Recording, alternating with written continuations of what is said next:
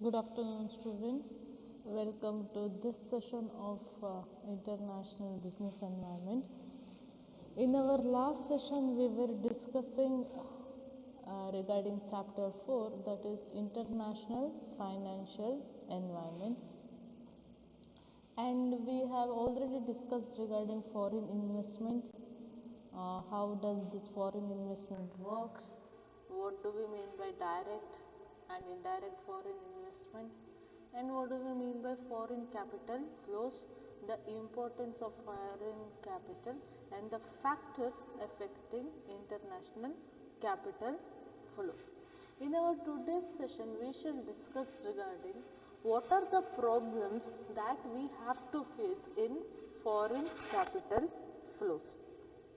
Now, as we had discussed in our earlier sessions, we have discussed, there are many advantages for a foreign country, but then there are equally some of the problems which are to be faced by these foreign capital flows. Now, speaking regarding the problems, now what has been displayed is not the fixed ones or not, it doesn't make the end of the list. Okay, there are n numbers, but these four problems can be regarded as the major ones. Now, speaking regarding the first one, it is legal difference. Now, whenever we speak regarding legal difference, definitely it is regarding the rules and regulations, the convictions and the institutions which are involved in the foreign capital flows. Now, and it is the nature of the legal environment that it differs from country to country, and it can never be similar because it is country specific in nature. And also, now because it is different in one country and other, now a law which requires in one country, there is no necessary that it is required to be there or it is required to be abide by in another country. That is to tell, now a law which is required in India may not be required in Singapore. Now that would become possible because the working system in each and every country would be different. Now, even before a country decides regarding the capital flows to another country, it becomes important that it studies the legal and economic environment of the country in which it is interested in investing or in transferring the capital flows. Now, that becomes necessary because if a capital flow has already been made, and once after it has been made, it seems that it is not favorable, it will definitely result in loss. And therefore, no, it would be better that all these kinds of investments are made once after carefully analyzing the legal situation of investment.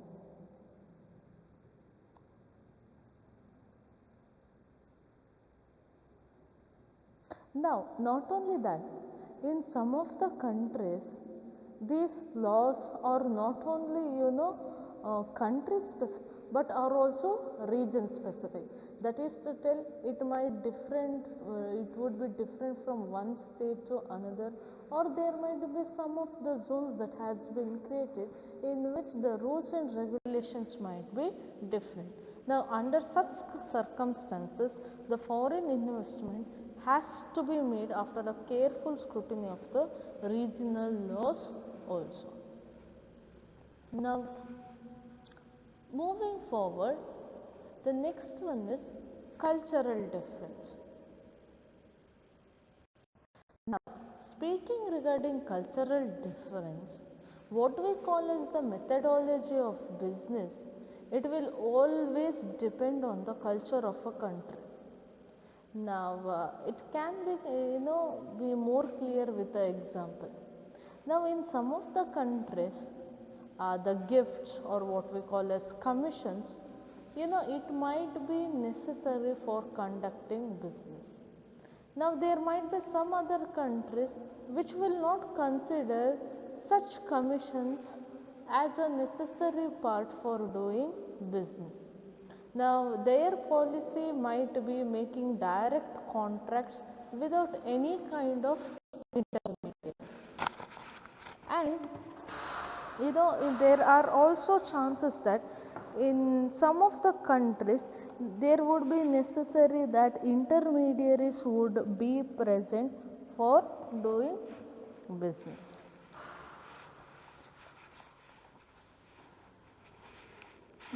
Now, moving forward, the next one is currency units. Now, in the same manner, how the legal environment and also the cultural difference are present in international business.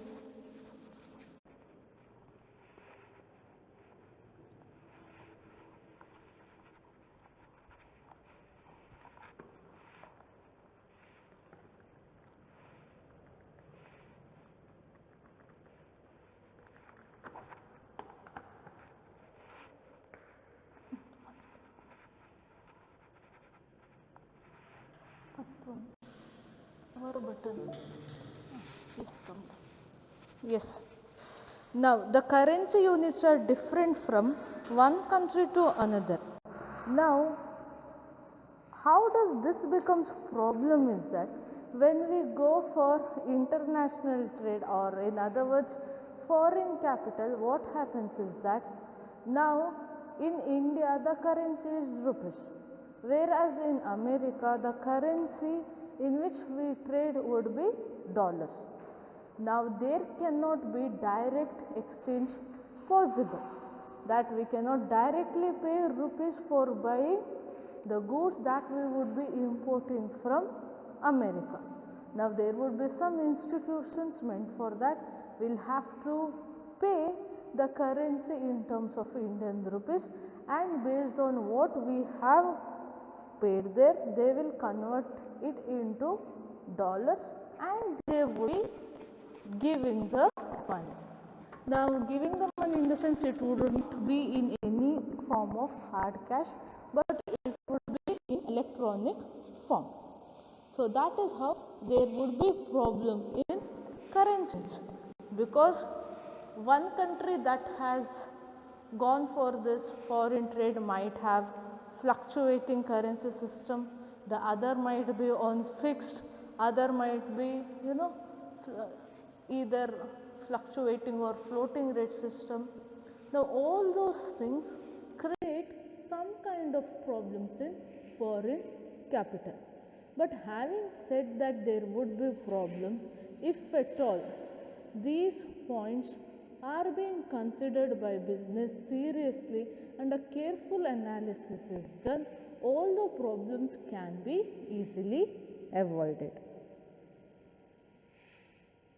Now, coming to the last one, that is trade restrictions. Now, trade restrictions would be majority in the form of tariffs. It could be in the form of import tariff, export tariff.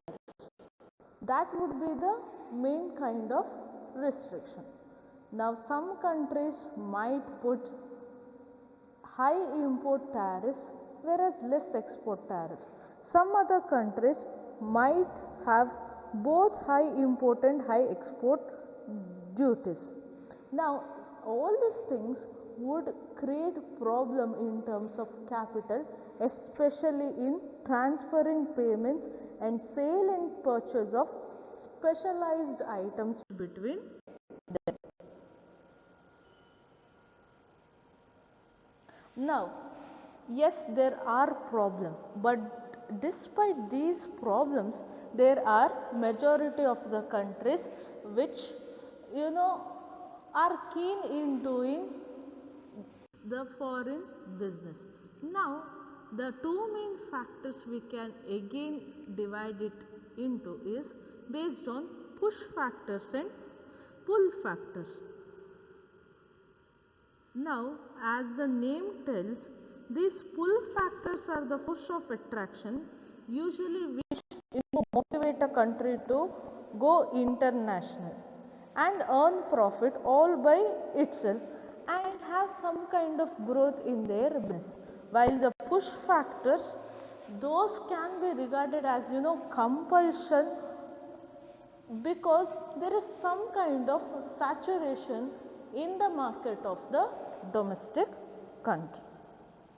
Now, having said that, I hope it is clear for all of you, and all these things, it is not that it should be compulsorily the same thing.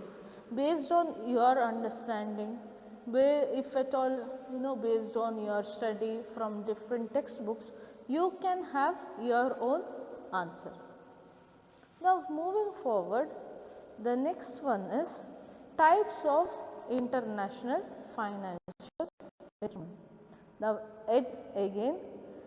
now this particular thing has not been specifically mentioned in your syllabus, but when you try to understand how the foreign market is, or how the currencies would be exchanged, or what are the instruments that we deal with in foreign markets. Now, this particular topic would be helpful you to understand the foreign capital flows in a better way. Now, these are the different instruments in which the foreign capital flows. Okay, we are being specific here that capital, how does the money flows from one country to other.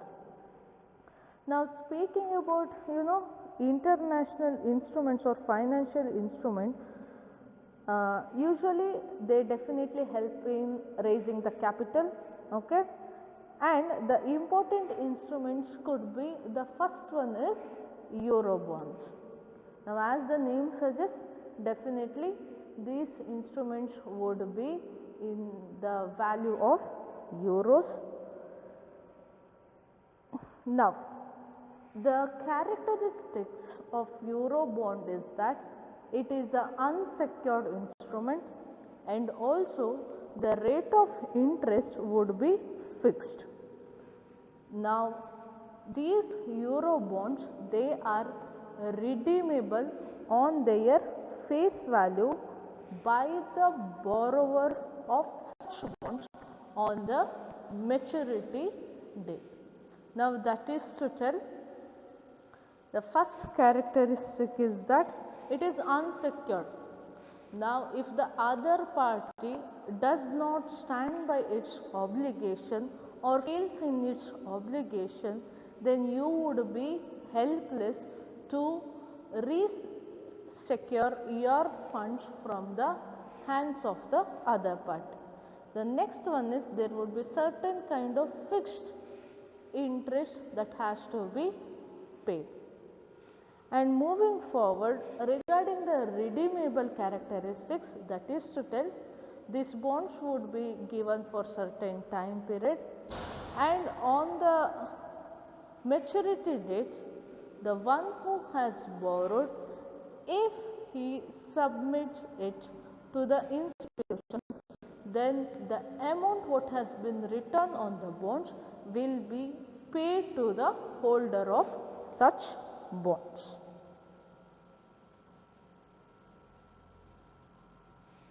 Now, one more characteristic of euro bonds is that the income which we earn on such bonds would be deductible from tax, that is TDS, or tax deductible at source. But then all such TDS what we get because of euro bonds has to be reported as a part of income within the countries which asks for such specific regulation. And again, on euro bonds, either capital gain or capital loss are possible and they can be transferred easily from one user to another user.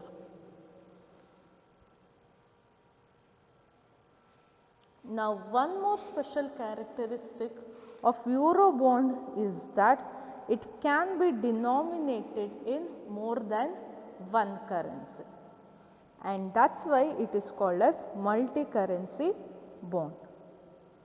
Now, these Euro bonds can be equity linked bonds, it can be convertible bonds, it can be floating rate notes, or also sometimes callable notes. Now, usually Euro bonds would be listed in London Stock Exchange. Now, convertible bond in the sense, after particular period there are chances that it can be converted into equity. Now, that is all about Euro bonds. Now, this is a brief explanation of what Euro bonds might be. If at all you are interested, you are always suggested to do further study on this, but see to that you don't get more confused. Now, having mentioned that you will never be asked in your examination, in a very typical way to write regarding types of financial instrument, but then when you speak regarding foreign capital markets, you can somewhere mention what are the different kinds of financial instruments are there and how they might become a problem or how they might help in doing business. Now, the next one is convertible bonds. Now, the Euro bonds can be regarded as straight bond. Straight bond in the sense you have a maturity date, you have fixed rate of interest, you know who has borrowed, you know who can deposit it and take the money. It's just a bond. But then convertible bonds,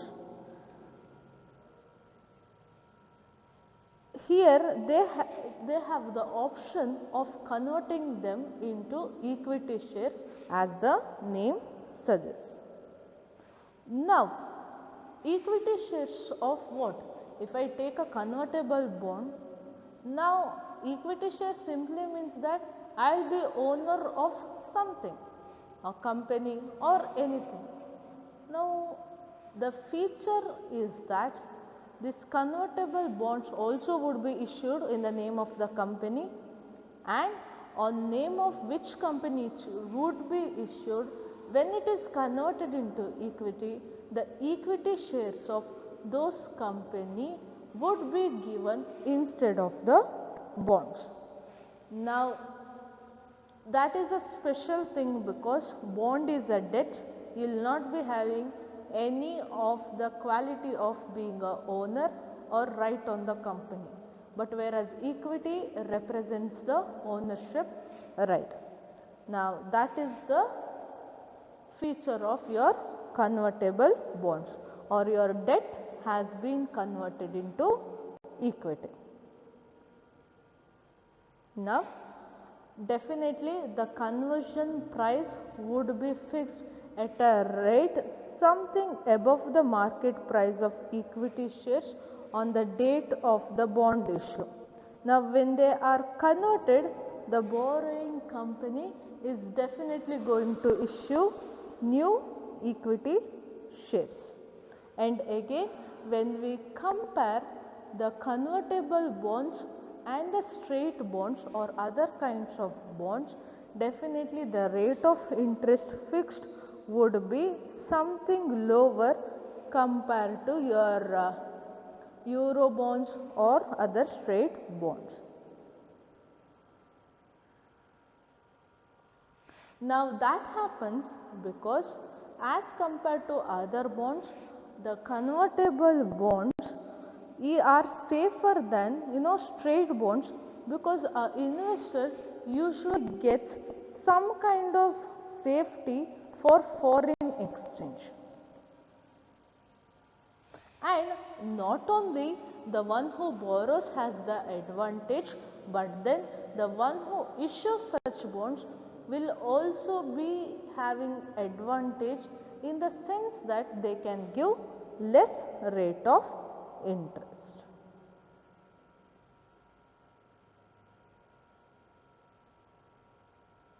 Now, the disadvantage the company has is that there would be outflow of capital from the company if at all the situation arises of redemption of the company. Now, all these are the features of convertible bonds. What we have to remember is that under convertible bonds, the straight bonds have an option of being changed into equity. So, the company which would be issuing the bonds, when it is converted, the holder of the bond will get the equity shares of the same company, and the feature is that there would be less rate of interest, and it has advantages for both the one who borrows and one who issues. Borrower, because he would be having safety of foreign exchange, and the issuer because he has to pay less rate of interest. The only disadvantage is that if at all the company goes for redemption, then there would be capital outflow from the company.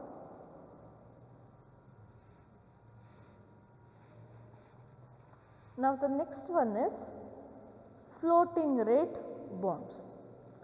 Now, speaking regarding floating rate bonds, the first thing that we have to know is that such bonds would be issued for short term period of time, and also they will be having a fixed rate of interest.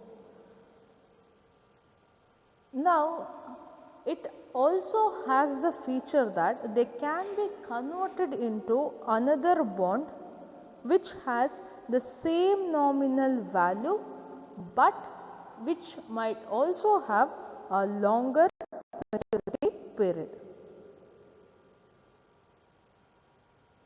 Now, then one more feature regarding floating rate bonds is that these bonds can become what is called as drop lock bonds when they are automatically converted into fixed bond with specific rate of interest. Now, having said that, you just need to know what is floating rate of interest from the general perspective of foreign capital market. You do not understand, or if you get confused, it is okay to skip it. Almost there are 12 types of instrument that has been mentioned. At least you try to know half of that or majority of that. Now, there are some of the bonds which might be confusing. It's okay to skip those, but if at all you try to understand, that would be the best. Now, the fourth one is multiple tranche bonds. Now, these are some other kinds of euro bonds, and usually it would be issued in small parts of total bond. Now, multiple tranche bonds, usually it would be issued on the basis of the business conditions or the prevailing conditions of different country, and that would be the basis for decision making on the issuing of the company for the initial issue or the part amount to be issued on the bonds. Now, the subsequent issues would be based on the perception of the issuer of the bonds. And again, the characteristics of multiple tranche bond is that it has a low rate of interest. That is to tell, the entire face value would not be called in one single call in, but then it can be called in different phases. Now, what would be the initial amount or the base amount would depend on the business condition and the market condition of the country in which the company is situated. Now, the later calls would depend upon the issuer of the bond, or in simple words, the company which would be issuing it.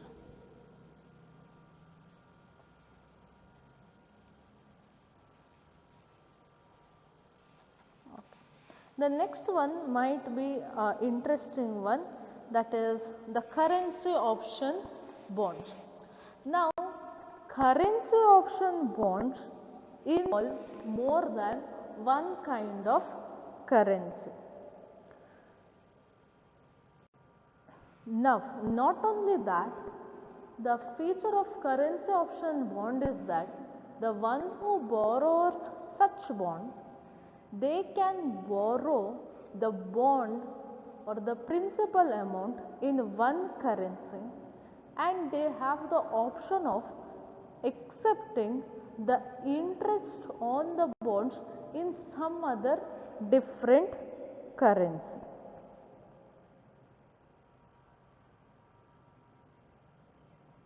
Not only that, the principal sum of the bond and the interest on the bond can be received in different countries also. Now, that is in brief what currency option bond is. That is, you can borrow it in different currency. Not only in different currencies you can borrow it, but the principal amount of such bonds can be borrowed in one currency, and the interest can be borrowed in some different country, and also it has the option that you can borrow the principal amount in one country and the interest in some other country. Now, all such things are possible only when a multinational company issues such bonds, because they would be working in different countries. Maybe the same company is listed in London Stock Exchange, maybe the same company is listed in Indian stock market also. Under such cases, if at all the price is such that maybe borrowing would be lesser compared to the other country, they would be borrowing such bonds in a country where is available for less price, and when it comes for interest payment based on the rate of two currencies, which would give them more income, definitely they would go for such country. The next one is floating rate notes, or what they would refer as FRNs.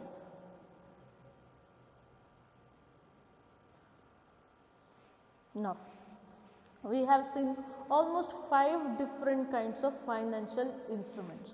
When we compare all these bonds, floating rate notes would be something different compared to those, in the sense that they have the option for adjusting the rate of interest, and these would be adjusted periodically. And when there would be some kind of adjustment in the rate of interest, now they reflect the changes in short term money market, and this could be adjusted rate of, to speak regarding the time period. Now, the adjustment can happen over 6 months of time, 3 months of time, based on what the borrower needs or what the company has issued. These could be adjusted.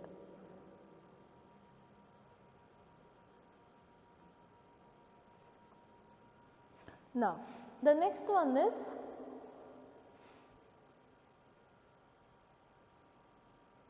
floating rate certificates of deposits. As the name suggests, it is floating rate. The main feature would be the rate of interest would be floating or it is changeable.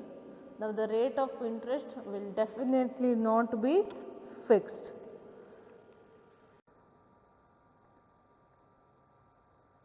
Now, one more feature of floating rate certificates of deposit is that they are negotiable instruments, in the sense that it can be transferred from one person to another, because they are nothing but the bearer instrument. Now, the bearer instrument is nothing but at the time of the maturity, the person who would be bearing such instrument would be paid with either the interest or when at the end with the principal amount of the bond.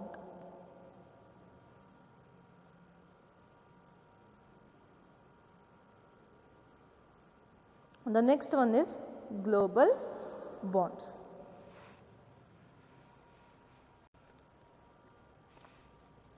Now, as the name suggests, don't go for the perception that global bonds are the one which can be traded all over the globe. Definitely it is not that. Now, the global bonds is something which has been issued by the World Bank in the year 1990. Now, the main feature of the global bond is that it has a very low transaction cost on the one hand, and on the other hand the global bonds which are issued by the World Bank are highly liquid in nature. Now, these global bonds, when they were issued, 10 cents, it had cost only 10 cents for a transaction of $25 million. Usually when it is capital markets, there would be transaction cost. Maybe when it is transferred from one person to other, or from one bond to other, or one market to other. Now, this transaction cost usually would be the majority part of expense, but the global bonds had the feature that the transaction cost was low. That is to tell, for each and every $25 million that was traded in global bonds, it only costed 10 cents. Now, cent is a part of dollar. And not only the transaction cost, but clearing cost and settlement cost are also low on these bonds. And the number of days that is required to clear such bonds are also few. Now, again one more characteristic of global bond is that it can be borrowed by different currency and on attractive rate of return.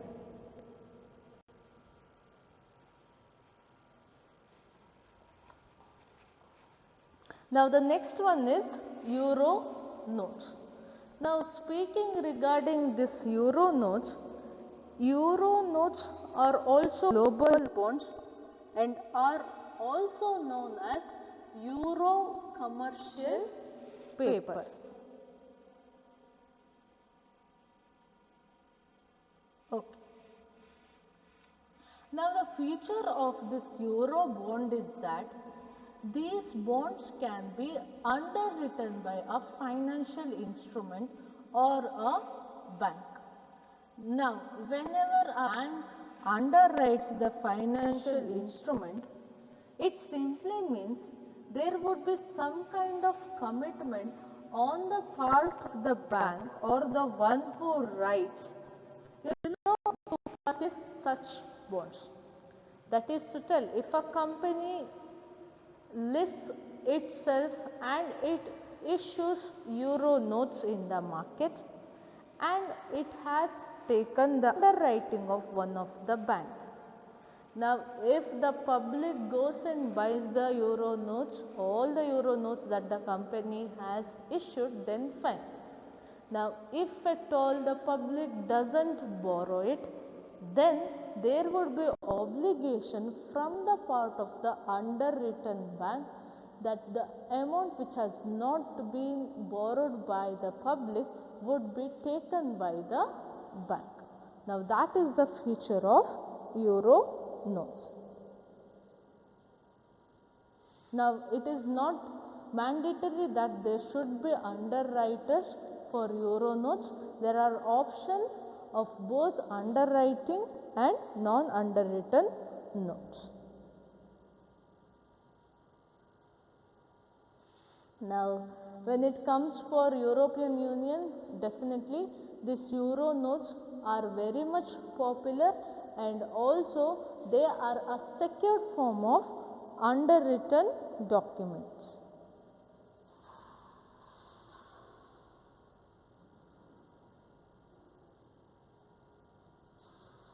Now the next one is forward rate agreements, okay, or FRAs. Now forward rate agreements is a special kind of instrument in the sense that there would be two participants here, the one who lends and the one who borrows such instruments. Okay. Now here what happens is they go in for agreement. Agreement asked one to buy and another to sell, and definitely there would be something called as rate of interest along with that. Now one party would want itself to save from the future rise in the price of rate of interest. The other party would always see to that it saves itself from fall of price rate in the future. Now the difference between the rise of the price or the fall of the price would be loss for one party and profit for other party. Now it is nothing but here they are doing the arbitrage action under forward rate agreements. That is to tell, they go in for a deal. Now Mr. A has to sell it for Mr. B, but then they would see that one of the parties would want the rate to be increasing so that he will have more income, while the other party sees to that there would be fall in the rate of interest because he would have to pay less amount. Now the difference would make the profit. If at all the price rises, then Mr. B would be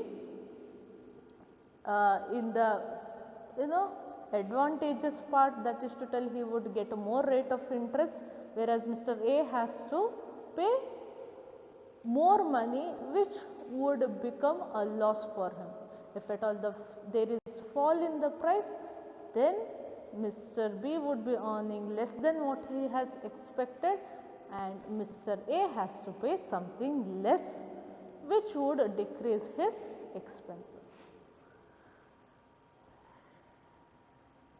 Now the next one is global depository receipts, or these are also called as GDRs. Now GDRs is very much popular in Asian country. Okay. Now this because GDRs were the started with the main aim of providing an instrument for raising equity capital by organizations which are in Asian countries. But the thing is that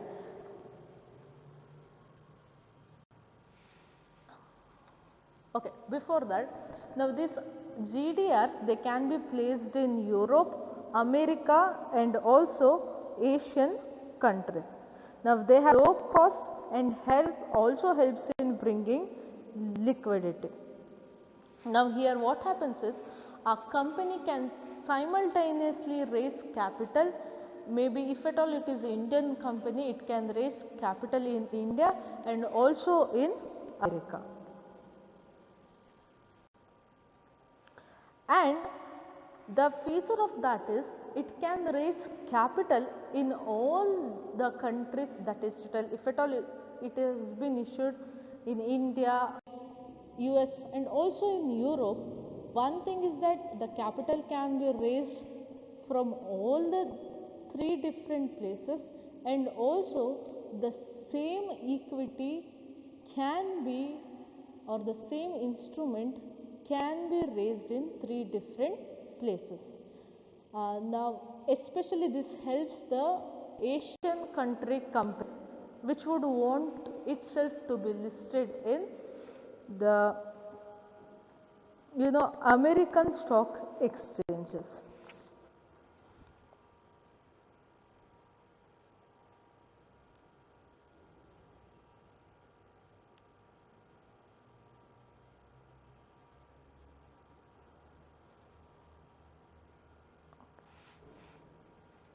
Yes, understood or repeated? Okay. Now these 12 types of instruments, once again I will tell. Now if at all there are any confusion, try not to be tensed. Now these are just some of the bonds that are being used. Now it is not necessary that you compulsorily study this, but they come as a part of your foreign capital market. You will have to know what are the different bonds, types of instruments that would be used. Now once again speaking regarding global depository receipt, here it would help the Asian countries to list themselves in American stock exchanges. Not only that, the same instrument can be raised in three different countries, that is in European countries, in Asian countries and the America. Now there would be specific rules and regulation. In a brief, I have said all those things.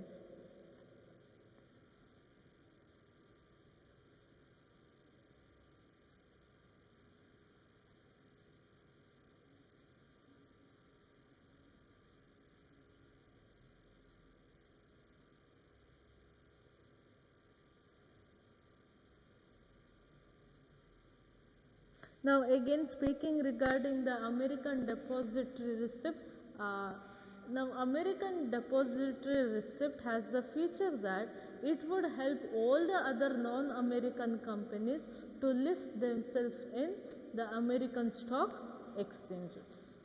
Okay, when it is global depository receipt, it helps the Asian countries or Asian companies to list itself either in Europe, America or in Asian countries. Whereas American depository receipts, it helps all other non-American companies to list themselves in American stock exchange.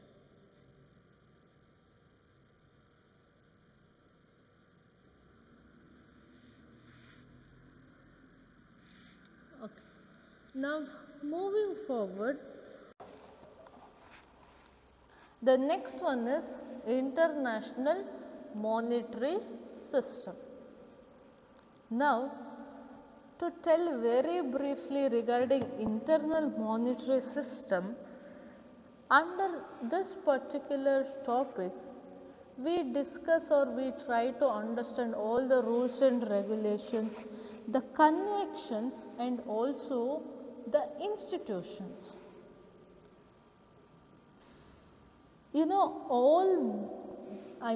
The three things that I said, the institutions, the convictions and the rules.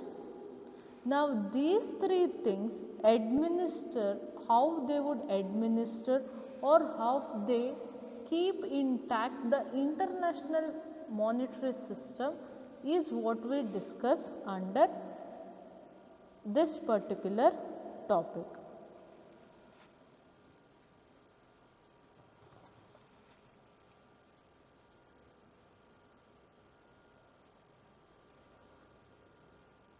Now, we have studied the international business, international trade and also investment. Now all these three together makes up the international monetary system, because capital cannot simply move without the business, and for the business to set up, definitely there has to be some kind of capital flow. Now the international monetary system it is also called as IMF.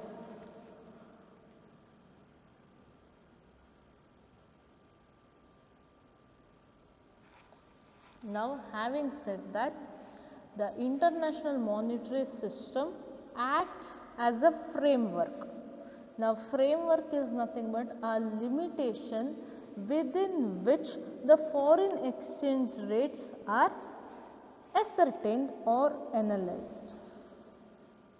Now to put it in even more simpler word, now this particular thing tells that what was the earlier monetary system which was used as base.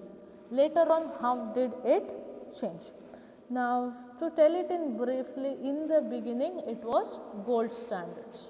All the country they used to value their currency maybe for 1 ounce of gold.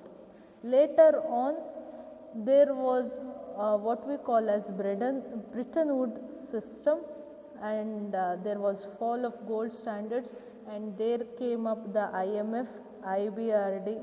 Then after that even the Bretton Woods system fall, and after that there started existing the exchange rate regime, and it happened since the 1970s. And later, along with this exchange rate, what started was the European monetary system. Now European monetary system is important because now European Union is a group of countries wherein which they have come up with certain rules and regulations which makes the trade between these countries much easier. And later on we also have a topic wherein we discuss whether fixed rate of exchange system is better or flexible. Now all these topics we would speak under international monetary system. Now for this session we shall wind it up here, because international monetary system is a very huge topic, and once we start, if at all we stop in between, there might be some kind of confusion. So for tomorrow's class, what we have from 12 to 1 in the noon, we shall study regarding international